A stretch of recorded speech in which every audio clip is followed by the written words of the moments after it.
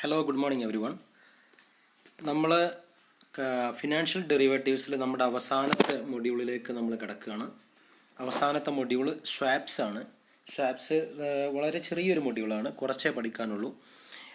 അത് നമുക്ക് 2-3 ക്ലാസ്സോട് കൂടി തീർക്കാൻ പറ്റുമെന്നാണ് ഞാൻ വിചാരിക്കുന്നത്. വളരെ കുറച്ചുള്ള ചെറിയൊരു മൊഡ്യൂളാണ്.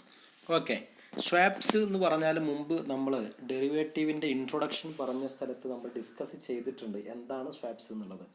നമ്മൾ പറഞ്ഞു ഫിനാൻഷ്യൽ ഡെറിവേറ്റീവിൽ നമ്മൾ ക്ലാസിഫൈ ചെയ്യുമ്പോൾ പേ ഓഫിൻ്റെ അടിസ്ഥാനത്തിൽ ക്ലാസിഫൈ ചെയ്യുമ്പോൾ 4 ടൈപ്പ് ഡെറിവേറ്റീവ്സുകളാണുള്ളതെന്ന് പറഞ്ഞു.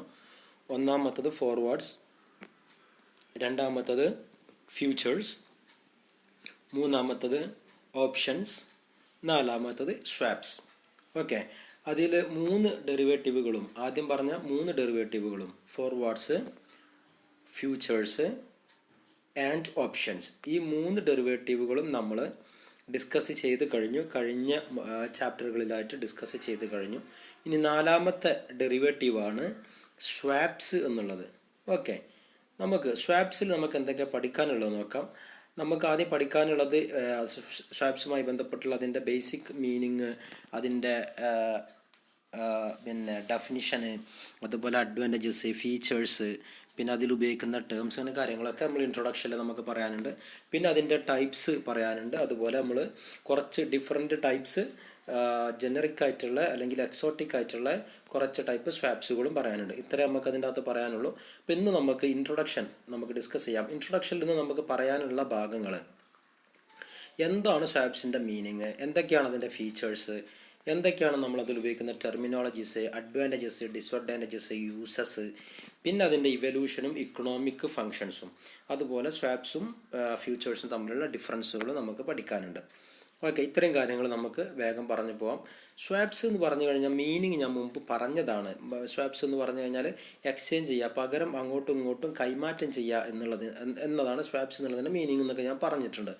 ഓക്കെ, എ സ്വാപ്പ് എന്ന് പറയുന്നത് ഡെറിവേറ്റീവ് നമ്മൾ സ്വാപ്പ് എന്ന് പറയുന്നത് a swap is a derivative contract between 2 parties that involves the exchange of pre agreed cash flows of 2 financial instruments. The cash flows are usually determined using notional principal amount, a predetermined nominal value. Each stream of the cash flow is called leg of swap. Okay, ഇപ്പോൾ നമ്മൾ സ്വാപ്പിൻ്റെ meaning, financial ഡെറിവേറ്റീവിൽ swap എന്നുള്ളതിൻ്റെ meaning ആണ് ഇപ്പോൾ ഈ പറഞ്ഞത്. എന്താണ് നമ്മൾ പറഞ്ഞു, ലിറ്ററലി നമ്മൾ പറയുകയാണെങ്കിൽ സ്വാപ്പ് എന്ന് പറഞ്ഞു കഴിഞ്ഞാൽ എക്സ്ചേഞ്ച് എന്നാണ്. എന്ന് വെച്ച് കഴിഞ്ഞാൽ it refers the exchange A thing in return for another. നമ്മളൊരു സാധനം വേറൊരു സാധനത്തിന് പകരമായിട്ട് കൈമാറ്റം ചെയ്യുന്നതിന് നമുക്ക് എന്ത് പറയാം, സ്വാപ്പ് എന്ന് പറയാം. It is an agreement between 2 parties to exchange a series of cash flow. നമ്മൾ ഡെറിവേറ്റീവിൽ പറയുമ്പോൾ നമ്മൾ അങ്ങനെ പറയണം. It's an agreement between 2 parties to exchange a series of cash flow over period in the future. ഇപ്പോൾ നമ്മൾ മുമ്പ് ഞാൻ പറഞ്ഞ ഒരു എക്സാമ്പിൾ ഞങ്ങൾക്ക് പറഞ്ഞിട്ടുണ്ടായിരുന്നു. ഇൻട്രസ്റ്റ് റേറ്റ് സ്വാപ്പിനെ കുറിച്ചും അതുപോലെ കറൻസി സ്വാപ്പിനെ കുറിച്ചൊക്കെ ഞങ്ങൾക്ക് പറഞ്ഞു തന്നിട്ടുണ്ടായിരുന്നു. ഇപ്പോൾ നമ്മൾ ഒരാൾ ഫിക്സഡ് ഇൻട്രസ്റ്റിലാണ് ലോൺ എടുക്കുന്നത്, വേറൊരാൾ ഫ്ലോട്ടിംഗ് ഇൻട്രസ്റ്റിലാണ് അല്ലെങ്കിൽ ഫ്ലക്ച്വേറ്റിംഗ് ഇൻട്രസ്റ്റിലാണ് ലോൺ എടുത്തത് എന്നുള്ളൊരു എക്സാമ്പിൾ നമ്മൾ പറഞ്ഞു. അപ്പോൾ ഫ്ലക്ച്വേറ്റിംഗ് ഇൻട്രസ്റ്റിൽ ലോൺ കിട്ടിയ ആൾക്ക് അടക്കാൻ താല്പര്യവും അല്ലെങ്കിൽ അയാൾക്ക് കുറച്ചും കൂടി ഇക്കണോമിക്കലായിട്ടും ഫിക്സഡ് ഇൻട്രസ്റ്റ് ആയിരിക്കും. ഫിക്സഡ് ഇൻട്രസ്റ്റിൽ ലോൺ എടുത്ത ആൾക്ക് അടക്കാൻ താല്പര്യവും അല്ലെങ്കിൽ അയാൾക്ക് അടക്കാൻ കുറച്ചും കൂടി ഇക്കണോമിക്കലും ആയിട്ടുള്ളത് അല്ലെങ്കിൽ കോസ്റ്റ്ലെസ് ആയിട്ടുള്ളത് ഫ്ലോട്ടിംഗ് ആയിരിക്കും. പക്ഷെ അവർക്ക് 2 പേർക്കും ഇപ്പോൾ ബാങ്കിൽ നിന്ന് ലോൺ എടുത്തിട്ടുള്ളത് അവർക്ക് ആവശ്യമുള്ള രീതിയിലല്ല. ഫ്ലോട്ടിങ് കിട്ടേണ്ട ആൾക്ക് ഫിക്സഡും ഫിക്സഡ് കിട്ടേണ്ട ആൾക്ക് ഫ്ലോട്ടിങ്ങാണ് കിട്ടിയത്. അപ്പോൾ അവർക്ക് തമ്മിൽ എന്ത് ചെയ്യാം, അവരുടെ ഈ ഇൻട്രസ്റ്റ് പേയ്മെൻറ്റ് അങ്ങോട്ടും ഇങ്ങോട്ടും കൈമാറ്റം ചെയ്യാം. അതിൻ്റെ കണ്ടീഷൻ എന്ത് മാത്രമേ ഉള്ളൂ, അവരെടുത്ത ലോണിൻ്റെ principal amount, total amount of loan should be equal. അതാണ് നമ്മൾ ഇതിലൊരു ഫിക്സഡ് എമൗണ്ടിൻ്റെ എന്ന് പറഞ്ഞത്. ഒരു determined using the notional principal amount എന്ന് പറഞ്ഞല്ലോ. അപ്പോൾ അതാണ് നോഷണൽ പ്രിൻസിപ്പൽ എമൗണ്ട് എന്നുള്ള ഉദ്ദേശമാണ്. ഇപ്പോൾ 2 പേരും ഓരോ ₹1,00,000 ലോൺ എടുത്തു. ഒരാൾ ഫിക്സഡ് ഇൻട്രസ്റ്റ് റേറ്റ് 10%, വേറൊരാൾ ഫ്ലോട്ടിംഗ് ഇൻട്രസ്റ്റ് റേറ്റിൽ കൊടുത്തു. അപ്പോൾ ഫ്ലോട്ടിംഗ് ഇൻട്രസ്റ്റ് റേറ്റിൽ ലോൺ എടുത്ത ₹1,00,000 ലോൺ എടുത്ത ആളുടെ ഇൻട്രസ്റ്റ് ഫിക്സഡ് ഇൻട്രസ്റ്റിൽ എടുത്ത ആൾ അയാളുടെ ബാങ്കിൽ അടക്കുക. ഇദ്ദേഹത്തിൻ്റെ ബാങ്കിലോ ഫ്ലോട്ടിംഗ് എടുത്ത ആളുടെ ബാങ്കിലോ ഈ ഫിക്സഡ് എടുത്ത ആളും അടക്കുക, ഫിക്സഡ് എടുത്ത ആളുടെ ബാങ്കിൽ ഫ്ലോട്ടിംഗ് എടുത്ത ആളും അടക്കുക. ഓക്കെ, അപ്പോൾ അതിൻ്റെ ഇടയിൽ ഒരു ഇൻ്റർമീഡിയറ്റ് ആയിട്ടൊരു ബാങ്ക് ഉണ്ടെങ്കിൽ കുറച്ചും കൂടെ എളുപ്പമാണ് കാര്യങ്ങൾ. ഓക്കെ, അപ്പോൾ നമ്മളിവിടെ ക്യാഷ് ഫ്ലോനെ അങ്ങോട്ടും ഇങ്ങോട്ടും കൈമാറുക ചെയ്തത്. അതുപോലെ നിങ്ങൾക്ക് പിന്നെ ഈ ഇതുമ്പോൾ കറൻസി സ്വാപ്സിൻ്റെ കാര്യങ്ങളും ഞാൻ ക്ലാസ്സിൽ പറഞ്ഞിട്ടുണ്ടായിരുന്നു. എന്താണത്, നമ്മൾ രണ്ട് കറൻസി, ഇപ്പോൾ ഇന്ത്യൻ കറൻസിയും അതുപോലെ ഡോളറും നമ്മൾ അങ്ങോട്ടും ഇങ്ങോട്ടും എന്ത് ചെയ്യാം, അതിൻ്റെ ഒരു നോഷണൽ പ്രിൻസിപ്പൽ എമൗണ്ട് വെച്ചിട്ട് എക്സ്ചേഞ്ച് റേറ്റിൽ നോഷണൽ പ്രിൻസിപ്പൽ എമൗണ്ട് വെച്ചിട്ട് നമുക്ക് കൈമാറ്റം ചെയ്യാം. ഓക്കെ, ഇതാണ് സ്വാപ്സ് എന്നുള്ളതിൻ്റെ ബേസിക് മീനിങ്. ഓക്കെ, അപ്പോൾ നമുക്ക് എന്തും കൂടെ സ്വാപ്സിനെ നമുക്ക് എങ്ങനെ പറയാം? ഫിനാൻഷ്യൽ സ്വാപ്പ് എന്ന് പറഞ്ഞു കഴിഞ്ഞാൽ it's a specific fund technique which permits a borrower to access one market and then exchange the liability for another type of liability. ഇപ്പോൾ നമ്മൾ പറഞ്ഞതുപോലെ ഇൻട്രസ്റ്റ് റേറ്റിൽ നമ്മൾ പറഞ്ഞതുപോലെ. Thus, under a swap contract, future cash flows are traded over a period of time. Okay, in short, swap is an agreement between two parties in order to trade future cash flows. അപ്പോൾ ഇവിടെ നമ്മൾ underlying asset എന്ന് പറഞ്ഞ സംഭവം cash flow ആണ്. ഇപ്പോൾ interest പേയ്മെൻറ്റിൽ നമ്മൾ പറഞ്ഞതുപോലെ അല്ലെങ്കിൽ എക്സ്ചേഞ്ച് റേറ്റിൽ പറഞ്ഞതുപോലെ അതെന്താണ്, ക്യാഷ് ഫ്ലോ ആണ്. അത് നമുക്കൊരു അല്ലാത്തൊരു അണ്ടർലൈങ് അസറ്റ്, നമ്മൾ നേരത്തെ പറഞ്ഞതുപോലെ കമ്മോഡിറ്റി അല്ലെങ്കിൽ ഫിക്സഡ് അസറ്റുകളൊക്കെ പോലെ സ്റ്റോക്കൊക്കെ പോലെ നമുക്കൊരു അണ്ടർലൈങ് അസറ്റായിട്ട് കാണാൻ കഴിയില്ല. പകരം ഇവിടെ നമ്മൾ ക്യാഷ് ഫ്ലോസിനെയാണ് നമ്മൾ കൈമാറ്റം ചെയ്യണത്. ഓക്കെ, ഇനി അതിൻ്റെ ഫീച്ചേഴ്സ് നോക്കുക. ഒന്ന്, it is the combination of forward. So it has all properties of the forward contract. Forward കോൺട്രാക്റ്റിൻ്റെ എല്ലാ പ്രോപ്പർട്ടീസും ഉണ്ടാകും. കാരണം ഒരു ഫിക്സഡ് എമൗണ്ട്, ഒരു ഡേറ്റ് ഫ്യൂച്ചറിലേക്ക് ഫിക്സ് ചെയ്യും, അതിൻ്റെ റേറ്റ് ഫിക്സ് ചെയ്യും.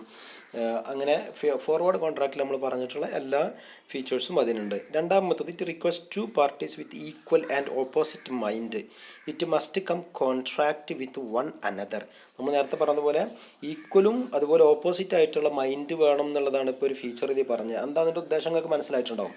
ഇപ്പോൾ നമ്മൾ ഫിക്സഡ് ഇൻട്രസ്റ്റ് റേറ്റ് ലോൺ ഒരാൾക്ക് അവൈലബിൾ ആണ്, ഒരു ബിസിനസ് മാനാണ്, അയാൾക്ക് ഫിക്സഡ് ബാങ്ക് റേറ്റിൽ ലോൺ അവൈലബിൾ ആണ്, അയാളുടെ ബാങ്കിൽ നിന്ന് അയാൾക്ക് കുറച്ചും കൂടെ കോസ്റ്റ്ലെസ് ആയിട്ട് കിട്ടും. പക്ഷേ അയാൾ he may be interested in paying floating interest. കാരണം അയാൾ ബിസിനസ് മാനാണ്. ബിസിനസ് കൂടുമ്പോൾ ഇക്കണോമിക്കലി മാർക്കറ്റ് കൂടുമ്പോൾ കൂടുതൽ ഇൻട്രസ്റ്റ് പേ ചെയ്യാനും മാർക്കറ്റ് കുറയുമ്പോൾ ഇൻട്രസ്റ്റ് കുറച്ച് പേ ചെയ്യാനും അയാൾ തയ്യാറാണ്. അപ്പോൾ അയാൾക്ക് കൂടുതൽ താല്പര്യം ഒരു ഫ്ലോട്ടിംഗ് ഇൻട്രസ്റ്റിൽ അടക്കുന്നതായിരിക്കും. പക്ഷേ അയാൾക്ക് ഇപ്പോൾ അവൈലബിൾ ആയിട്ടുള്ളത് എന്തിലാണ്, ഫിക്സഡ് ഇൻട്രസ്റ്റിലാണ്. ഇനി അതുപോലെ വേറൊരാൾ, അയാൾ ഒരു സാലറീഡ് ആയിട്ടുള്ള ആളാണ്, അദ്ദേഹത്തിന് കിട്ടിയിട്ടുള്ളത് അവൈലബിൾ ആയിട്ടുള്ളത് ഫ്ലോട്ടിംഗ് ഇൻട്രസ്റ്റിലാണ്. അയാളുടെ ബാങ്കിൽ നിന്ന് അവൈലബിൾ ആയിട്ടുള്ളത് ഫ്ലോട്ടിംഗ് ഇൻട്രസ്റ്റിലാണ്. പക്ഷേ അയാളുടെ സാലറി ഫിക്സഡ് ആയതുകൊണ്ട് അദ്ദേഹത്തിന് ഫിക്സഡ് പേ ചെയ്യാനായിരിക്കും താല്പര്യം. ഇപ്പോൾ നമ്മൾ പറഞ്ഞിട്ടുള്ള ഈ ബിസിനസ് മാനും സാലറീഡ് ആയിട്ടുള്ള ആളുടെയും പ്രിൻസിപ്പൽ എമൗണ്ട് തുല്യമാണെങ്കിൽ അവർക്ക് തമ്മിൽ എന്ത് ചെയ്യാം, അവരുടെ ഈ ക്യാഷ് ഫ്ലോ, ഏത് ഇൻട്രസ്റ്റ് പേയ്മെൻറ്റ് എന്നുള്ള ക്യാഷ് ഫ്ലോ അങ്ങോട്ടും ഇങ്ങോട്ടും കൈമാറാം. ഓക്കെ, അതിന് പ്രിൻസിപ്പൽ എമൗണ്ട് തുല്യമായിരിക്കണം, ഒരു നോഷണൽ പ്രിൻസിപ്പൽ എമൗണ്ടിലേ കൈമാറാൻ പറ്റുള്ളൂ. അപ്പോൾ ഒരു ബാങ്ക് അവരുടെ ഇടയിൽ ഇൻ്റർമീഡിയറ്റ് ആയിട്ടുണ്ടെങ്കിൽ നന്നായി. അതാണ് ഇവിടെ പറഞ്ഞത് ഈക്വൽ ആൻഡ് ഓപ്പോസിറ്റ് മൈൻഡ് എന്ന് പറഞ്ഞത്. Okay, it deals with customised tailor made and OTC contract. ഇതൊരു ഓവർ ദി കൗണ്ടറാണ്. നമ്മൾ ഫ്യൂച്ചറും അല്ലെങ്കിൽ ഓപ്ഷനൊക്കെ പോലെ നമ്മുടെ സ്റ്റോക്ക് എക്സ്ചേഞ്ച് വഴി ചെയ്യുന്നതല്ല. Okay, it is in nature long term agreement just like forward contract. Most swap deal with bilateral agreement. It does not involve an up front payment. തുടക്കത്തിൽ തന്നെ ഒരു പേയ്മെൻറ്റിൻ്റെ ആവശ്യം ഇതിൻ്റെ അകത്തില്ല. അപ്പോൾ ഫീച്ചേഴ്സ് മനസ്സിലായല്ലോ. ഓക്കെ, ഇനി നമുക്ക് അതിൻ്റെ അകത്ത് ഉപയോഗിക്കുന്ന കുറച്ച് ടെർമിനോളജീസ് ഉപയോഗിക്കാം. ആദ്യം അതിൽ ഉപയോഗിക്കുന്ന ടെർമിനോളജീസ് എന്ന് പറഞ്ഞാൽ, ഒന്ന് പാർട്ടീസ്, രണ്ട് swap facilitator, notional principal, trade date, effective date, reset date, maturity date. ഇതിൽ കുറേ ടേംസ് നിങ്ങൾക്ക് പറയുമ്പോൾ തന്നെ മനസ്സിലായിട്ടുണ്ടാവും. പാർട്ടീസ് എന്ന് പറഞ്ഞു കഴിഞ്ഞാൽ അതിൻ്റെ അകത്ത് നമ്മൾ ഉപയോഗിക്കുന്ന ആരൊക്കെയാണോ, രണ്ട് പാർട്ടീസ്, ഈക്വൽ ആൻഡ് ഓപ്പോസിറ്റ് രണ്ട് പാർട്ടി എന്ന് പറഞ്ഞല്ലോ, അവർ generally there are two parties in swap deal. Intermediaries are excluded. For example, it's an interest rate swap. The first party can be fixed repayer or receiver and the second party can be floating. ഇപ്പോൾ നമ്മൾ പറഞ്ഞ example പോലെ ആ രണ്ട് parties. ഇനി അതിൻ്റെ അകത്തൊരു bank പോലുള്ള ഫെസിലിറ്റേറ്റർ ഉണ്ടെങ്കിൽ നന്ന്. A swap facilitator is a mediator who assists the information and completion of the swap agreement between the interested parties. Swap facilitator is generally a bank. There are two types of facilitators, swap broker and swap dealer. അതിൽ swap broker എന്ന് പറഞ്ഞു കഴിഞ്ഞാൽ he is an intermediary and economic agent. He helps in identifying the potential counter parties. ഇപ്പോൾ നമ്മൾ നേരത്തെ പറഞ്ഞതിൽ ആരാണ് ഇപ്പോൾ ഫിക്സഡ് എടുത്തതെന്നുള്ളത് ഫ്ലോട്ടിംഗ് എടുത്ത ആൾക്ക് അറിയണ്ടാവില്ലല്ലോ. ആരാണ് ഫ്ലോട്ടിംഗ് എടുത്തതെന്ന് ഫിക്സഡ് എടുത്ത ആൾക്കും അറിയണ്ടാവില്ലല്ലോ. പക്ഷെ അവർക്കൊരു ബാങ്ക് ഉണ്ടെങ്കിലോ, ആളുകൾ ബാങ്കിൽ അപ്രോച്ച് ചെയ്യുമ്പോൾ അവർക്ക് രണ്ട് ടീമും ബാങ്കിൽ അപ്രോച്ച് ചെയ്യും. അപ്പോൾ അങ്ങനെ ഒരു ഫെസിലിറ്റേറ്റർ ഉണ്ടാവും എന്നർത്ഥം. ഓക്കെ, അപ്പോൾ അതിൽ രണ്ട് ടൈപ്പ് ഉണ്ട്, ഒന്ന് സ്വാപ്പ് ബ്രോക്കറും ഒന്ന് സ്വാപ്പ് ഡീലറും. സ്വാപ്പ് ബ്രോക്കർ നമ്മൾ സാധാരണ he acts only as A facilitator. Swap dealer എന്ന് പറഞ്ഞു കഴിഞ്ഞാൽ he may actually become one party. അതാണ് അതിൻ്റെ വ്യത്യാസങ്ങൾ. സ്വാപ്പ് ബ്രോക്കർ ഈ ഫെസിലിറ്റേറ്ററായിട്ട് മാത്രം വർക്ക് ചെയ്യുള്ളൂ. സ്വാപ്പ് ഡീലർ ആകുമ്പോൾ എന്തും കൂടി ചെയ്യും, അയാൾ ഒരു പാർട്ടി ആയിട്ടും കൂടി വർക്ക് ചെയ്യും. ഓക്കെ, ഇനി അടുത്തത് അതിൻ്റെ അകത്തൊരു നോഷണൽ പ്രിൻസിപ്പൽ എന്താ നമ്മൾ പറഞ്ഞു. It's an underlying amount in swap agreement. This amount becomes the basis for the deal between the counter parties. Okay, എന്താണ് നാഷണൽ എമൗണ്ട്? നമ്മളിപ്പോൾ നേരത്തെ 1 ലക്ഷം എന്ന് പറഞ്ഞല്ലോ. അപ്പോൾ അതിന് കൃത്യമായിട്ടൊരു എമൗണ്ട് വേണം. രണ്ടാളുടെയും എമൗണ്ട് വ്യത്യാസം ഉണ്ടെങ്കിൽ നമുക്ക് ചെയ്യാൻ കഴിയില്ല. അപ്പോൾ നമ്മളൊരു നോഷണൽ എമൗണ്ട് ഫിക്സ് ചെയ്തിട്ട് അതിനുള്ളത് നമുക്ക് ചെയ്യാൻ കഴിയുള്ളൂ. ഓക്കെ, ട്രേഡ് ഡേറ്റ് എന്ന് പറഞ്ഞു കഴിഞ്ഞാൽ date in which both parties swap deal enter into contract. കോൺട്രാക്റ്റിൽ നമ്മൾ എൻ്റർ ചെയ്യുന്ന ഡേറ്റിനാണ് ട്രേഡ് ഡേറ്റ് എന്ന് പറയുക. അതുപോലെ ഇഫക്റ്റീവ് ഡേറ്റ് എന്ന് പറയുന്നത് this is the date when the initial cash flow in A swap contract begin. Okay, ഒന്ന് trade date നമ്മൾ അഗ്രിമെൻ്റ് ഉണ്ടാക്കണമെന്ന്. രണ്ടാമത്തെ നമ്മൾ എന്നാണ് ഒറിജിനൽ ക്യാഷ് ഫ്ലോ നടക്കുന്നത്, അതാണ് ഇഫക്റ്റീവ് ആയിട്ടുള്ള ഡേറ്റ് എന്ന് പറയുന്നത്. ഓക്കെ, ഇനി മൂന്നാമത്തത് എൻ്റെ റീസെറ്റ് ഡേറ്റ് പറഞ്ഞ ഡേറ്റ് ഉണ്ട്. This is the date on which the LIBOR rate is determined. The first next date will be generally 2 days before the second payment date and so on. LIBOR എന്ന് പറഞ്ഞു കഴിഞ്ഞാൽ London interbank offer rate എന്നുള്ളതാണ് അതിൻ്റെ full form. അപ്പോൾ ഇത് പിന്നെ ബാങ്കുകൾ അവർക്ക് ലോണുകൾ അങ്ങോട്ടും ഇങ്ങോട്ടും കൈമാറുമ്പം ഫിക്സ് ചെയ്യുന്ന ഒരു റേറ്റാണ്. നമ്മളെ ബാങ്ക് റേറ്റ് പോലെ ഫിക്സ് ചെയ്യുന്ന റേറ്റാണ് അത്. ലിബറിനെ കുറിച്ച് നമ്മൾ കൂടുതൽ ഇതിൻ്റെ അവസാന ഭാഗത്തേക്ക് ഇതിൻ്റെ ഇത് ഫിക്സ് ചെയ്യുന്നതിനെ കുറിച്ച് പറയുമ്പോൾ നമ്മൾ കൂടുതൽ എക്സ്പ്ലെയിൻ ചെയ്യാം. അപ്പോൾ ഇവിടെ നമുക്കത് ആവശ്യമില്ല. അതുകൊണ്ട് ഇവിടെ റീസെറ്റ് ഡേറ്റ് എന്ന് പറഞ്ഞാൽ നിങ്ങൾ ഇങ്ങനെ മനസ്സിലാക്കിയേക്കുക. The date on which LIBOR rate is determined. നമ്മളുടെ പിന്നെ കൈമാറ്റം ചെയ്യുന്നതിൻ്റെ ഒരു റേറ്റ് ഫിക്സ് ചെയ്യണമല്ലോ. എന്ന് വെച്ച് കഴിഞ്ഞാൽ നമ്മൾ ഫിക്സഡ് ആണെങ്കിലും ഫ്ലോട്ടിംഗ് ആണെങ്കിലും അങ്ങോട്ടും ഇങ്ങോട്ടും കൈമാറ്റം ചെയ്യുമ്പോൾ അതിൻ്റെ റേറ്റ് നമ്മൾ ഫിക്സ് ചെയ്യണം. ആ ഫിക്സ് ചെയ്യുന്ന ഡേറ്റിനാണ് റീസെറ്റ് ഡേറ്റ് എന്ന് പറയാം. ഓക്കെ, ഇനി അടുത്തത് മെച്യൂരിറ്റി ഡേറ്റ്. ഇതിൻ്റെ പേര് തന്നെ നിങ്ങൾക്ക് മനസ്സിലാവും. This is the date on which the outstanding cash flow stops in the swap contract. Okay, this is the date on which outstanding cash flow stops in the swap contract. എന്ന് വെച്ചാൽ എന്നാണോ നമ്മളുടെ contract mature ആവുന്നത് അതാണ് maturity date. Okay, ഇത്രയാണ് നമുക്ക് അതിൻ്റെ അകത്ത് ടേംസ് പറയാനുള്ളത്.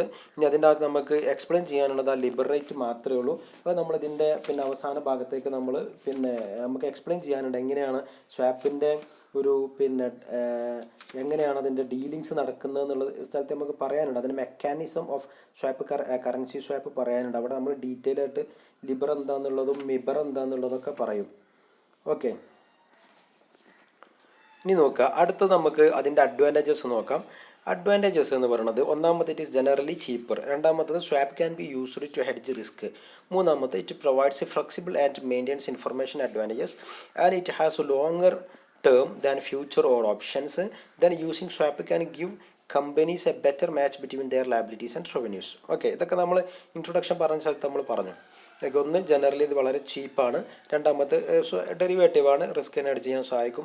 മൂന്നാമത്തെ ഫ്ലെക്സിബിൾ ആണ്, കാരണം അത് OTC ആണ്, ഓവർ ദി കൗണ്ടർ ആണ്, അല്ലാതെ എന്തല്ല ഒരു സ്റ്റാൻഡർഡൈസ്ഡ് ഫോർമാറ്റുള്ള സംഭവമല്ല. Then it has long term. ഇത് ലോങ് ടേമിലാണ് ഇത് സാധാരണ ഫിക്സ് ചെയ്യുക. അപ്പോൾ നമ്മൾ ലോണൊക്കെ എടുത്തു കഴിഞ്ഞാൽ സ്വാഭാവികമായിട്ട് ലോങ് ടേം ആയിരിക്കുമല്ലോ. അതുപോലെ യൂസിങ് സ്വാപ്പ് ക്യാൻ ഗിവ് ഒരു കമ്പനിക്ക് എന്ത് ചെയ്യാൻ പറ്റും, അവരുടെ ലയബിലിറ്റി അസറ്റിനനുസരിച്ച് അവർക്കത് കൃത്യമായിട്ട് മാച്ച് ചെയ്യാൻ പറ്റുന്ന രീതിയിൽ നമുക്ക് ഉണ്ടാക്കാൻ പറ്റും സ്വാപ്പ്. ഓക്കെ, ഇനി അതിന് കുറച്ച് ഡിസഡ്വാൻറ്റേജസ് ഉണ്ട്. ജസ്റ്റ് ഒന്ന് നോക്കി പോവാം. Disadvantage early termination of swap before maturity may incur A breakage cost. എന്ന് പറഞ്ഞാൽ നമ്മൾ ഇപ്പോൾ ലോണൊക്കെ എടുത്ത് കഴിഞ്ഞിട്ട് നമ്മൾ ലോൺ ഒരുമിച്ച് പെട്ടെന്ന് നടക്കുകയാണെങ്കിൽ നമുക്ക് കുറച്ച് കോസ്റ്റ് അധികം വരുമല്ലോ. അതുപോലെ ഇവിടെ എന്താണ്, ഇതും ടെർമിനേറ്റ് ചെയ്യുകയാണെങ്കിൽ പെട്ടെന്ന് ടെർമിനേറ്റ് ചെയ്യുകയാണെങ്കിൽ ഒരു ബ്രേക്കേജ് കോസ്റ്റ് ഉണ്ടാവും. അതുപോലെ ലാക്ക് ഓഫ് ലിക്വിഡിറ്റി കുറവാണ്. It is subject to default risk. OTC ആയതുകൊണ്ടാണ് ഈ ഡിഫോൾട്ട് റിസ്ക് ഉള്ളത്. ക്രെഡിറ്റ് റിസ്ക് എന്ന് പറഞ്ഞ സംഭവം നിങ്ങൾക്ക് അറിയാം. നമ്മൾ ഫോർവേഡിലും ഫ്യൂച്ചേഴ്സിലും അതിന് ഡിഫറൻസ് പറഞ്ഞ സ്ഥലത്ത് കൃത്യമായിട്ട് എക്സ്പ്ലെയിൻ ചെയ്തതാണ്. ഒന്ന് OTC ആണ്, ഒന്ന് ഇതാണ് നമ്മൾ എക്സ്ചേഞ്ച് വഴിയാണ്, എക്സ്ചേഞ്ച് ട്രേഡഡ് ആണ്, എന്ന് വെച്ചാൽ ETC ആണ്. അപ്പോൾ ETCയിൽ സ്റ്റാൻഡർഡൈസ്ഡ് ആണ്, അതിന് കൗണ്ടർ പാർട്ടി റിസ്ക് ഉണ്ടാവില്ല. ഇവിടെ കൗണ്ടർ പാർട്ടി റിസ്ക് ഉണ്ടാവും. Then termination swap requires mutual consent of both parties. Okay, അത് നമുക്ക് പെട്ടെന്ന് ഒരാൾക്ക് അവസാനിപ്പിക്കാൻ പറ്റില്ല, രണ്ടാൾക്കും കൂടി അവസാനിപ്പിക്കണമെങ്കിൽ മ്യൂച്വൽ പാർട്ടിൻ്റെ അഗ്രിമെൻറ്റ് വേണം. അതെല്ലാത്തിലും അങ്ങനെ ഉണ്ടാവും. പക്ഷേ ഫ്യൂച്ചേഴ്സിൽ നമ്മൾ എക്സ്ചേഞ്ച് ഇട്ടിട്ടുണ്ടാകുമ്പോൾ അതിനൊരു പ്രശ്നമില്ല, കാരണം നമുക്ക് എപ്പോൾ വേണമെങ്കിലും ഒന്ന് സ്ക്വയർ ഓഫ് ചെയ്യാം. ഓക്കെ, ദെൻ അടുത്തത് അതിൻ്റെ യൂസസ് ഓഫ് സ്വാപ്പാണ്. To create either synthetic fixed or floating rate liabilities or asset. നമ്മൾ ഈ സ്വാപ്പ് ഉപയോഗിക്കുന്ന തന്നെ നമ്മളെ ആവശ്യാനുസരണം നമ്മളുടെ അസറ്റ് ലയബിലിറ്റികളെ മാറ്റുക എന്നുള്ളത് വേണ്ടിയിട്ടാണ്. അപ്പോൾ നമുക്ക് എന്ത് ചെയ്യാൻ പറ്റും, ഫിക്സഡിന് ഫ്ലോട്ടിംഗ് ആയിട്ടും ഫ്ലോട്ടിങ്ങിനെ ഫിക്സഡ് ആയിട്ടും മാറ്റാൻ പറ്റും. To hedge against adverse movement as an asset liability management tool and to reduce funding cost by exploiting the comparative advantage that each counterparty has in fixed floating rate market and for trading. മനസ്സിലായല്ലോ. To reduce the funding cost, അതാണ് അതിൽ പ്രധാനപ്പെട്ട ഒരു use. Funding cost കുറക്കാൻ പറ്റും. നമുക്ക് എങ്ങനെ അത് കുറക്കാൻ പറ്റുക, നമുക്ക് ഫിക്സഡും ഫ്ലോട്ടിങ്ങിനൊക്കെ മാർക്കറ്റിലുള്ള സിറ്റുവേഷൻ അനുസരിച്ച് അങ്ങോട്ടും ഇങ്ങോട്ടും എക്സ്ചേഞ്ച് ചെയ്തുകൊണ്ട് by exploiting the comparative advantages, നമുക്ക് ഏതിനാണോ കൂടുതൽ അഡ്വാൻറ്റേജ് ആയിട്ട് ഫീൽ ചെയ്യണത് അതിന് അങ്ങോട്ടും ഇങ്ങോട്ടും മാറ്റിക്കൊണ്ട് എന്ത് ചെയ്യാൻ പറ്റും, നമുക്ക് ബെറ്റർ ഒരു ഫിനാൻഷ്യൽ മാനേജ്മെൻറ്റ് ടൂളായിട്ട് നമുക്ക് സ്വാപ്പിന് ഉപയോഗിക്കാം. ഓക്കെ, ഇത്രയാണ് നമുക്ക് ഇൻട്രൊഡക്ഷൻ്റെ ഭാഗത്ത് നമുക്ക് പറയാനുള്ളത്. ഇനി അതിൽ ഒരു ഭാഗമുണ്ട് ഇവല്യൂഷൻ ഓഫ് സ്വാപ്പ്. അത് നമ്മൾ നേരത്തൊക്കെ പറഞ്ഞതുപോലെ എന്ന് വെച്ചാൽ അതിൻ്റെ ഇവല്യൂഷനും അതിൻ്റെ ഇന്ത്യയിലുള്ള യൂസും ഇന്ത്യയിലുള്ള അതിൻ്റെ സ്റ്റേജസ് എന്താണെന്നൊക്കെ ഉള്ളത് നിങ്ങൾക്ക് ഈ ചാപ്റ്ററിലുള്ള അസൈൻമെൻ്റ് ആയിട്ട് എടുക്കുക. എന്നിട്ട് എന്ത് ചെയ്യുക, ഇപ്പോൾ ഞാൻ കാണിച്ചെന്ന വീഡിയോ പോസ്റ്റ് ചെയ്തിട്ട് നോക്കാം, അല്ലെങ്കിൽ ഗൂഗിൾ ചെയ്യാം, അല്ലെങ്കിൽ നിങ്ങൾ ടെക്സ്റ്റ് ബുക്കിൽ അത് കൃത്യമായിട്ട് എക്സ്പ്ലെയിൻ ചെയ്തിട്ടുണ്ട്. അതിൻ്റെ ഇവല്യൂഷൻ്റെ ഒരു സ്റ്റെപ്പ് ബൈ സ്റ്റെപ്പായിട്ട് ഒരു പോയിൻറ്റ്സുകൾ എഴുതി വെക്കാം. ഓക്കെ, ഇനി അതിൻ്റെ യൂസും അഡ്വാൻറ്റേജസും പറഞ്ഞതുപോലെ തന്നെ നമുക്ക് അതിൻ്റെ ഇക്കണോമിക് ഫങ്ഷൻസും ഉണ്ട്. ഇത് ഇക്കണോമിക് ഫങ്ഷൻ എന്ന് പറയുന്നത് മൊത്തത്തിൽ എക്കണോമിക് കൊണ്ട് എന്ത് ലാഭമുണ്ട് എന്നുള്ളതാണ്. ഒന്ന് transforming the nature of liabilities, രണ്ടാമത്തെ ട്രാൻസ്ഫോമിങ് നേച്ചർ ഓഫ് അസറ്റ്, മൂന്നാമത്തെ hedging, reducing the cost of fund. ഇത്രയും കാര്യങ്ങൾ നമ്മൾ അതിൻ്റെ അഡ്വാൻറ്റേജസ് ആയിട്ട് പറഞ്ഞതാണ്. That's it. ഓക്കെ, ഇനി സ്വാപ്പും ഫ്യൂച്ചേഴ്സും തമ്മിലുള്ള പ്രധാനപ്പെട്ട വ്യത്യാസങ്ങൾ നോക്കുക. Swap are OTC. സ്വാപ്പ് എന്താണ്, ഓവർ ദി കൗണ്ടറാണ്, എക്സ്ചേഞ്ച് അല്ല. ഫ്യൂച്ചർ എന്ന് പറഞ്ഞാൽ എക്സ്ചേഞ്ച് ട്രേഡഡ് ആണ്, എന്ന് വെച്ച് കഴിഞ്ഞാൽ അത് സ്റ്റാൻഡർഡൈസ്ഡ് ആയിരിക്കും. Swap required to pay only a time specified in swap agreement. Swap agreement പറഞ്ഞ ഡേറ്റിന് മാത്രമേ അതിന് പേയ്മെൻറ്റ് നടത്താനുള്ളൂ. Futures are market daily. ഫ്യൂച്ചേഴ്സിൽ നമ്മൾ എന്തുണ്ടോ നമ്മൾ പറഞ്ഞു എന്താണ് മാർക്ക് ടു മാർക്കറ്റ് എന്നുള്ളത് നമ്മൾ ക്ലാസ്സിൽ ഫ്യൂച്ചേഴ്സ് എക്സ്പ്ലെയിൻ ചെയ്തപ്പോൾ പറഞ്ഞു. അപ്പോൾ ഓരോ ദിവസവും ഉണ്ടാകുന്ന അണ്ടർലൈങ് അസറ്റിൻ്റെ വാല്യൂലുണ്ടാവണം മാറ്റം അനുസരിച്ച് നമ്മളുടെ നമ്മൾ എന്ത് ചെയ്യണം, നമ്മളവിടെ ഒരു മാർജിൻ മണി കൊടുത്തിട്ടുണ്ടാവുമല്ലോ, ആ മാർജിൻ മണി നമ്മൾ എന്ത് ചെയ്യണം, നമ്മളിങ്ങനെ മാറ്റിക്കൊണ്ടിരിക്കണം. അങ്ങനെ മാർക്ക് ടു മാർക്കറ്റ് എന്ന് പറഞ്ഞത്. Okay, swap can be return for relatively long time horizon. Future are not traded for more than 2 to 3 years. Okay, swap is subject to default risk. Futures are not subject to default risk. ഞാൻ നേരത്തെ explain ചെയ്തു. Okay, ഇത്രയാണ് നമുക്കതിൻ്റെ ഇൻട്രൊഡക്ഷനിൽ നമുക്ക് പഠിക്കാനുള്ളത്. സ്വാപ്പിൻ്റെ meaning എന്താണെന്നുള്ള, features എന്താണെന്നുള്ള, അതിലുപയോഗിക്കുന്ന terminologies, advantages, disadvantages, uses, evolution, economic functions and swap versus futures. Okay, ബാക്കി നമുക്ക് അടുത്തത് നാളെ ടൈപ്സ് നമുക്ക് നാളത്തെ ക്ലാസ്സിൽ പറയാം. Okay, that's all. Thank U.